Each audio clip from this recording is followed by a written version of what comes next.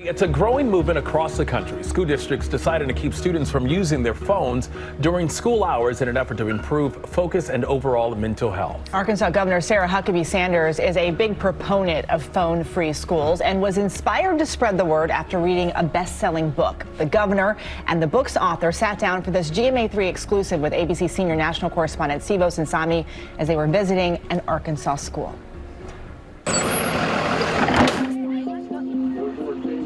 It's a cold start in northwest Arkansas, and they're off to class. Good morning, Cobra Nation. Mr. Warren Collier is the talented principal here at the brand new John L. Colbert Middle School in a well-built community that feels like any well-built suburb in America. And as his students walk in, he knows there's a smartphone lurking in every backpack.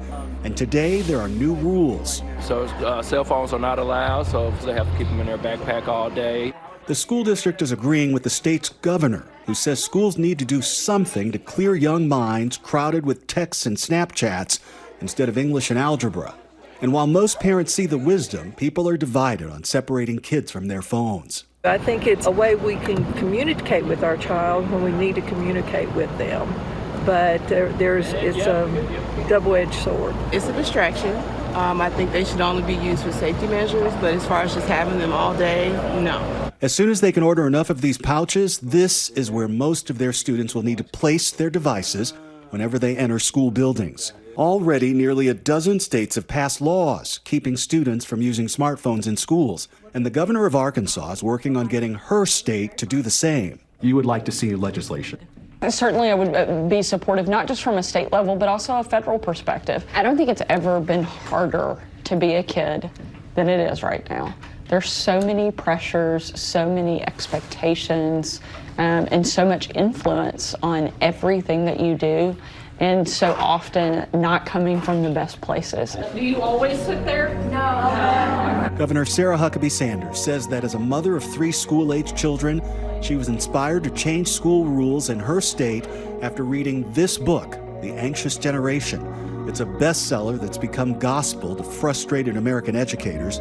Author Jonathan Haidt argues that school children are in worse shape today because they're using smartphones too early. Well, as a college professor, we all began to notice that in 2014, 2015, the students coming in were really different from the students a few years earlier.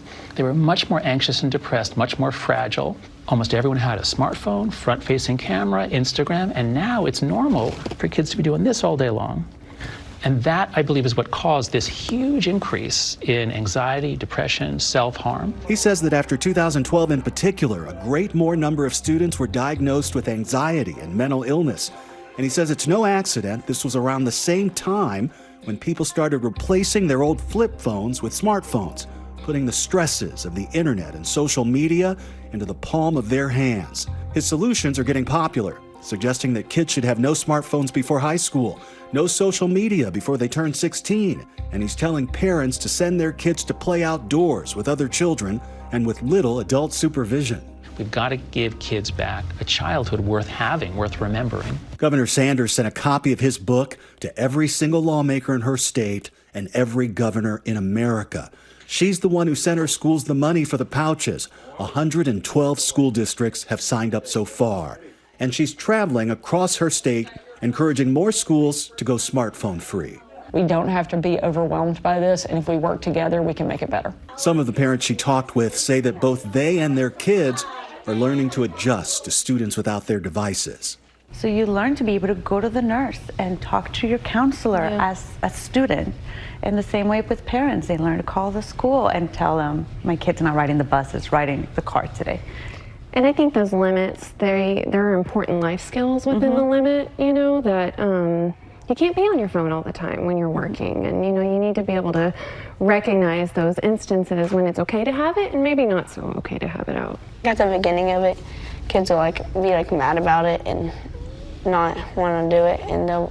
But I think as it goes on longer and longer, I think it'll get more like the usual. Their superintendent sees the difference already. Compared to this time last year, he says major disciplinary events are way down. And we're down almost 50%. And those are things like fights, insubordination, that kind of stuff. And these are things that often stem from some sort of social media or texting or things like that. The Arkansas governor says she loves hearing all of this because it says to her that what she's doing is good for schools and good for learning. Knowing that there are things that we can do that can help make this better and stop some of the mental health crisis that's going on in our country, I think that is probably one of the biggest takeaways. Yeah, Big it really topic there. is such a problem, you know.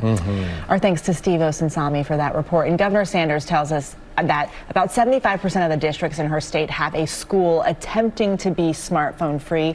The University of Arkansas will be monitoring the results of this program, collecting data so that we can all see the impact of removing phones from schools.